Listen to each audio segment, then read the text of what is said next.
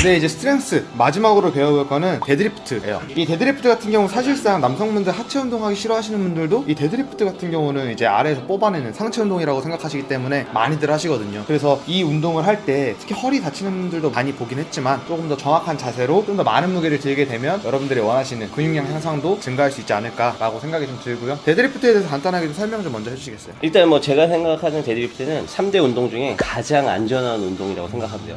이유에 대해서 설명드리면은 알다시피 3대 운동에서 사건 사고가 제일 많은 거는 일단 벤치프레스. 깔리면 낮은 곳에서 볼 수 있습니다. 스쿼트 같은 경우에도 역시 내가 들고 내려가는 동작을 했을 때 혹시나 못 들면은 쉐이프바가 없으면 뒤로 던져서 그나마 좀 나을 수 있지만 데드리프트는 그냥 힘들면 또는 못 들면 안 들면 돼요.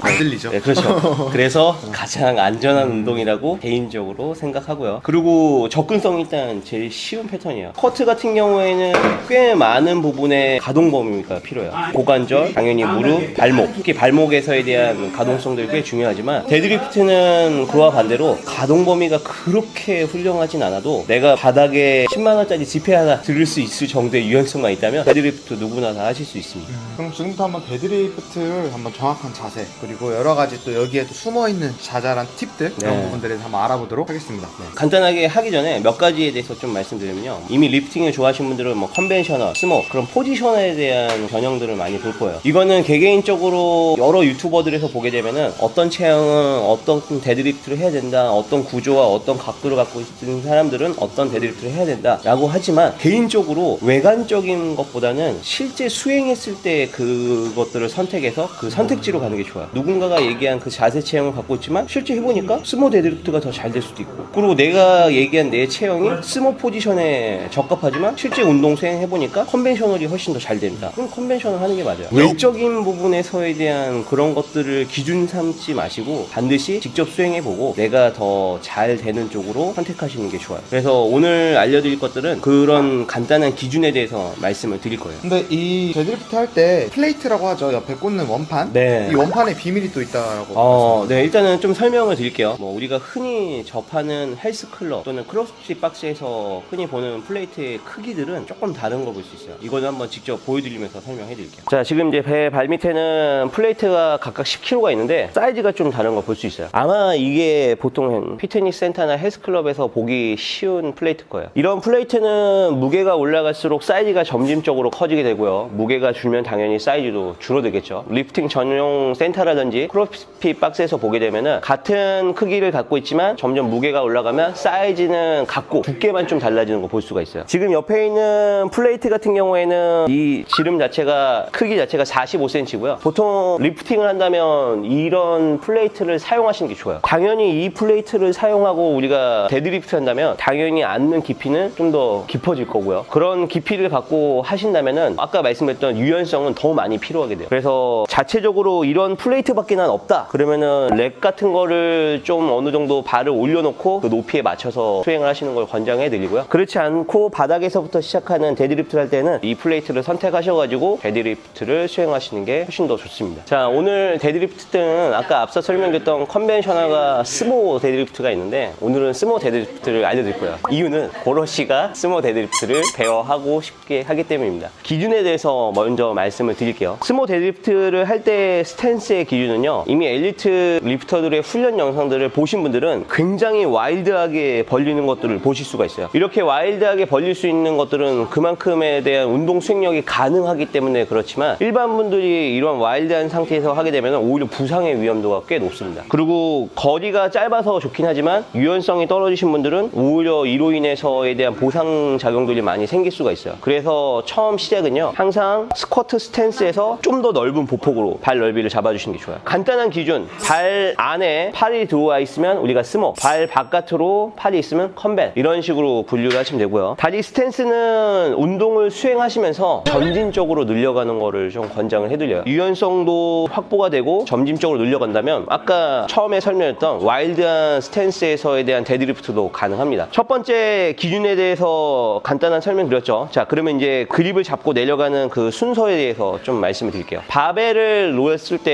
첫 번째 기준은 반드시 이 바와 자신의 발바닥의 아치가 가장 높은 중간 발바닥 위치에 놔야 돼요. 미드풋이라고 하죠. 미드풋에 위치를 해주시고 발은 약간 바깥쪽 방향으로 돌려주세요. 자, 이런 위치가 확보가 됐으면 첫 번째, 정강이를 먼저 바벨에 밀착시키세요. 이 이유에 대해서 먼저 설명드릴게요. 데드리프트라는 동작을 할 때에는 우리가 힙 힌지 패턴, 힙을 뒤쪽으로 보내는 패턴에 훈련하면서 발을 잡으러 내려가요. 그런데 대부분의 흔한 실수가 힙을 빼는가 동시에 체중이 상당히 많이 뒤꿈치로 이동해가지고 앞발이 굉장히 불안정한 상태가 되게 돼요. 체중의 웨이트가 뒤꿈치로 상당히 많은 부분 실게 되면은 오히려 몸의 힘들은 낭창낭창해진 상태가 되고요. 중심은 뒤로 넘어가려고 하다 보니까 그 보상을 막기 위해서 역시나 허리라든지 상체의 각을 과도하게 꺾어서 허리에서에 대한 뭔가 위험성들이 많이 생기게 돼요. 그런데 정강이를 먼저 밀착을 하고 힙힌지를 하게 되면 자신의 발이라든지 정강이가 뒤로 빠지는 걸 막을 수가 있어요. 정강이를 밀착시킨 상태에서 만약에 힙힌지를 했을 때 내 정강이가 떨어졌다면 이거는 지금 무릎이나 이런 발의 포지션들이 뒤로 간 거예요. 그래서 반드시 정강이를 밀착시키고 힙을 뒤로 빼기 시작하세요. 또 하나의 실수는 정강이를 밀착하고 힙을 뒤로 뺐는데 내가 무릎의 각이 더 구부려서 바벨을 이렇게 앞으로 굴린다면 이거 역시도 보상이에요. 그래서 데드리프트에서의 세팅을 할 때 무릎 아래로 정강이는 완전 얼음 다 고정하고 있어야 돼요. 그냥 힙만 뒤로 빼면 돼요.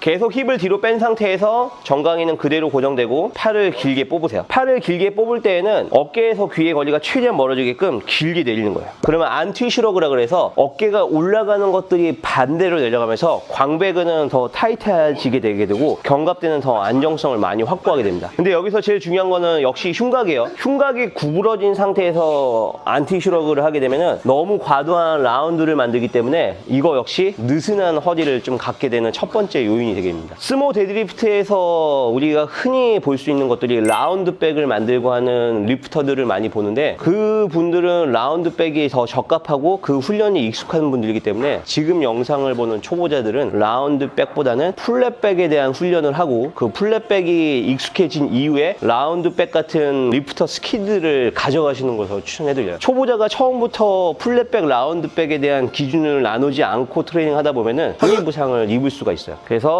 정강이가 밀착되고 안티슈러그를 하고 흉곽이 세워진 상태에서 그대로 내려가는 거예요. 내려갈 때 첫 번째는 절대 바벨을 보지 마세요. 바벨을 보는 순간 고개를 구부려서 역시나 목 경추에서부터에 대한 중립적인 위치를 못 만드니까 약간 앞쪽 지점을 바라본다고 생각하고 내려가셔야 돼요. 그립이 꽉 잡힌 상태에서 단단하게 그립을 쥐는 연습들을 할 겁니다. 자, 여기서부터 이제 그립에 대해서 하나 말씀드릴게요. 방금 했던 스탠스와 정강이, 힙힌지, 안티슈러그가 끝난 이후에는 그립을 잡을 때는 여러 가지 선택지가 있습니다. 손가락이 기신 분들은 핑거 그립이라고 해서 손가락으로 걸고 그립을 잡는 방법이 있을 거고요. 일반적으로 잡는 그립은 오버 그립이라고 해서 그립을 잡는 방법이 있을 거고요. 고중량 같이 아주 높은 무게를 들 때에는 스트랩을 끼지 않는 이상은 믹스 그립 또는 리버스 그립이라고 해서 그립을 하나 돌려서 잡는 그립을 선택하게 돼요.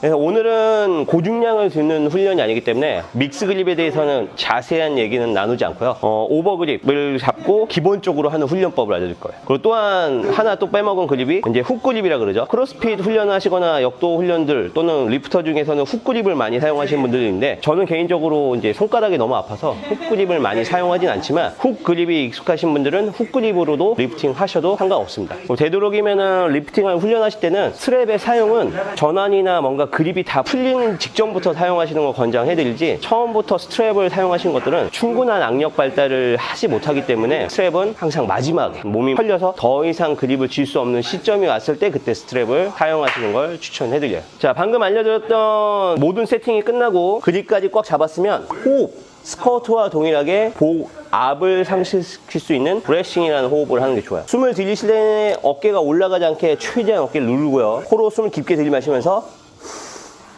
복부의 몸통에 있는 둘레에 강력한 공기가 들어갈 수 있게끔 만들어주세요. 그리고 휴식. 처음 드는 동작을 하기 이전에 반드시 해야 될 건 하체 셋업, 그립, 호흡 이거를 한 3번에서부터 5번 정도 연습을 하세요. 그래서 충분히 이런 세팅들이 느껴지고 내가 웨이트를 들기 직전에 몸에 텐션들이 느껴졌다면 준비는 일단 끝난 겁니다. 자, 이제 데드리프트의 가장 중요한 거예요. 앞서 설명드렸던 모든 세팅이 끝났으면 들어야 됩니다. 이 들 때의 기준에 대해서 설명을 드릴 거고요. 아주 중요한 기준이기 때문에 이 기준을 잘 따라 하시면 꽤 많은 도움이 될 거예요. 우리가 옆모습에서 봤을 때 방금 알려줬던 세팅이 끝이 나고 그립을 잡고 호흡을 장전했을 때 옆모습을 자면 내 손목에서부터 어깨 끝이 약간 사선인 걸 볼 거예요. 웨징이라 그래서 바닥에서부터 강하게 웨이트를 밀고 수직으로 뽑는 동작을 얘기하는데, 견갑의 우리가 스쿼트를 할 때 하이바, 로우바에 대한 기준을 말씀드렸던 그 위치에 손목에서부터 그게 위치가 수직이 되는 지점을 찾아야 돼요. 셋업이 다 끝나고 천천히 상체각을 세우게 되면 그게 위치에 도달하게 돼요. 그러면은 수직에 가까운 모습을 볼 수 있어요. 그 기준에 왔을 때 그냥 그대로 들어 올리는 거예요. 다시 다운. 그러면 천천히 힙을 뒤로 빼고 드랍. 셋업.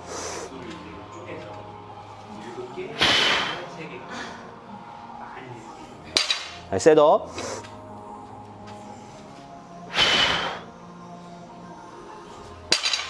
그래서 반은 위로 오르고 내리고 동작을 했을 때 항상 바벨은 항상 내 몸에 밀착된 채 움직이셔야 돼요.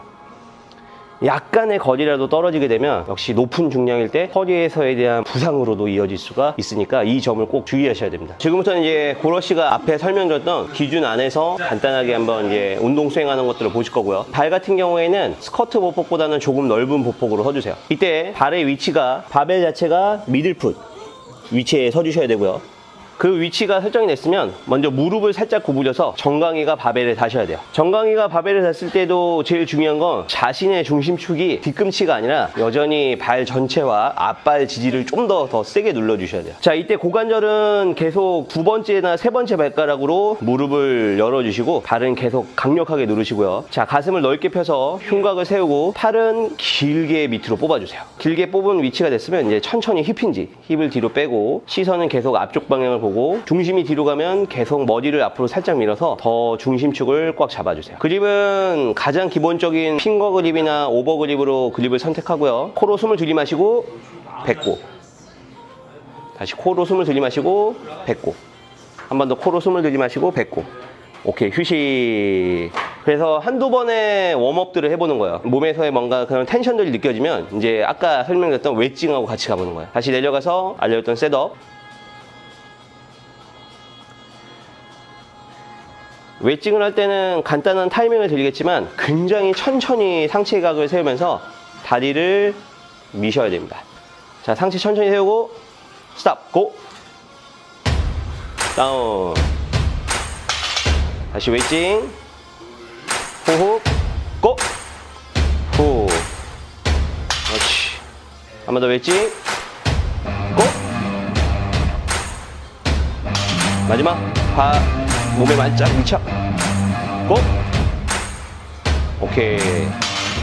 네, 이렇게 데드리프트까지 해서 오늘까지 앞에 영상들 올려드린 것까지 3가지 운동을 다 끝냈어요. 그럼 이제 우리는 정확한 자세로 무게를 올려서 이제 언더아머 입을 때까지 500까지 가는 것밖에 안 남았는데, 데드리프트도 사실 좀 꿀팁이라든지 아니면 집중해야 되는 부분이 있을 것 같아서 그 부분 한번 말씀해 주시고 마무리할게요. 데드리프트를 할 때 제일 많이 실수하는 것들이 너무 많은 상체의 각들이 부부정한 포지션을 유지하는 것들. 그런 것들이 고급자가 사용하는 라운드백 스킬이라면 상관없지만 초보자가 그런 경우에들은 대부분 상부 등이 좀 약한 경우들이 많아요. 그래서 항상 모든 리프팅이 마찬가지겠지만 반드시 보조 운동들을 같이 수행하셔야 돼요. 3대 리프팅을 하기 위해서 3대 훈련만 하는 것들은 그렇게 올바른 선택지들은 아닙니다. 반드시 내가 취약한 부분에 보조 운동들을 병행하시는 게 좋고요. 간단한 예로 차이니스 로우 같은 동작 또는 펜들레이 로우, 상부의 등을 좀 더 단단하게 만들 수 있는 그런 여러 보조 운동들을 해주시는 게 좋아요. 그런 훈련들이 상체 등의 각들을 좀 더 단단하게 만들어줄 수 있고요. 힙힌지 패턴이 뭔가 좀 잘 안 되시는 분들이라면은 개인적으로 루마니안 데드리프트 또는 굿모닝 같은 훈련들도 좋은 보조 운동이 되시기도 합니다.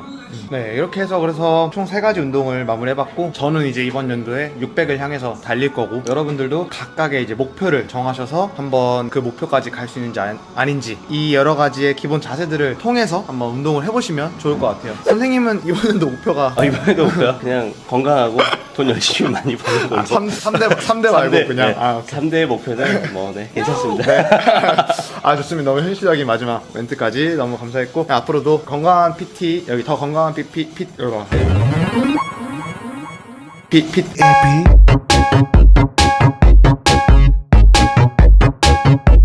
앞으로도 더 건강한 PT 공덕 지점도 많이 사랑해주시고 저 고로시 채널도 많이 사랑해주셨으면 좋겠습니다. 그럼 감사합니다. 네.